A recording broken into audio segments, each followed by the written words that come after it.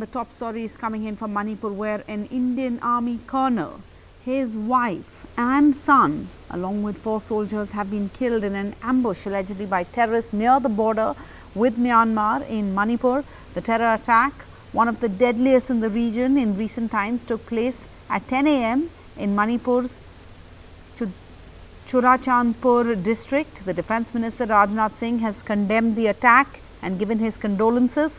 The cowardly attack on an Assam Rifles convoy is extremely painful and condemnable, he says. The nation has lost 5 brave soldiers, including and 2 family members. My condolences to the bereaved families. The perpetrators will be brought to justice, Mr. Singh tweeted. And the Chief Minister has also tweeted saying that he strongly condemns this cowardly attack.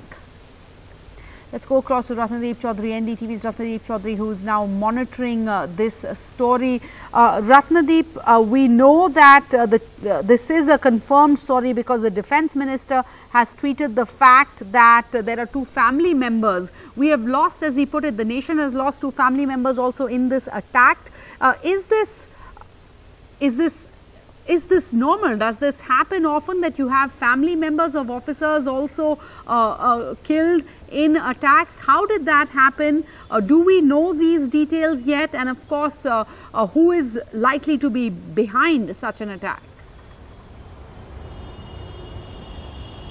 That's right. In fact, that's the obvious question, is how come the family members were traveling with the commanding officer of 46 Assam Rifles, Colonel Viplab Tripathi, who has died in the incident. In fact, his wife and his 8-year-old son have also died in this ambush, along with the Assam Rifles driver who was driving his vehicle, and 3 other Jawans of Assam Rifles who were part of the quick reaction team, which actually always accompanies senior officials like a colonel when they go to remote border outposts. Now, what we are picking up from army sources is that while it is not usual for the family members to travel with a senior official to a forward post, but it is also not unusual, it is not new. In past also, if the officer thinks that he can take family members along to a border outpost during his border outpost visit, he can. In fact, what we are picking up from sources is that there might be a situation where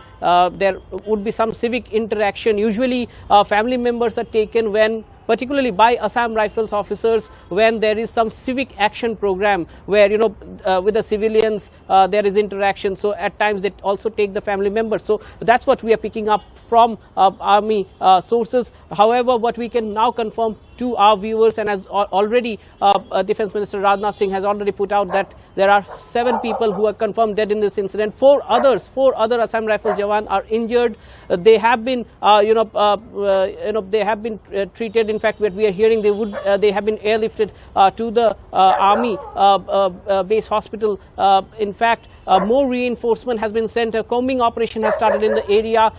Manipur police sources also telling us that this is an area which at once used to be a hotbed of insurgency, but in the past couple of years there were no such incident in this area. Now, this particular unit of Assam Rifles, 46 Assam Rifles, had recently moved in to Churachandpur district of Manipur. This was a new area where they were operating. They were they had come in from Mizoram. They were posted in Mizoram, and then now they are based at Singhat in Churachandpur. And the commanding officer had gone to a forward post. Remember, this is a hilly terrain. The terrain is very difficult, and dense jungle are there across that region where you have the porous Indo-Myanmar border as well. And it is not that difficult as well for the militants who actually have bases on the other side of the border to sneak in. Remember, there is the Assam Rifles which actually guards the Indo-Myanmar border, and of late, as I have pointed out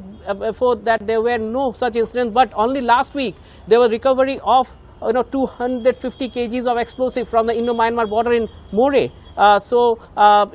There were activities which were happening. Also, remember, Manipur goes to polls in coming few months. So ahead of the polls, such a ghastly attack on the security forces, where a senior officer of colonel rank has lost his life along with his family member, 8-year-old son, his wife and his men. 4 of his men are injured. This is something that now the Indian Army and the Assam Rifles will also have to look into. The state government says that they have already launched a massive combing operation to help the Army and Assam Rifles who are already there in that area.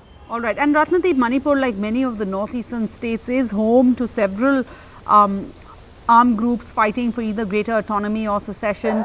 And of course, the army has been deployed to that area for decades. We have a border there with China, with Myanmar and Bangladesh and Bhutan. So do we know yet? Is it too early to ask? Are there, you know, prime suspects? Has anyone claimed responsibility? What exactly are we looking at or looking for?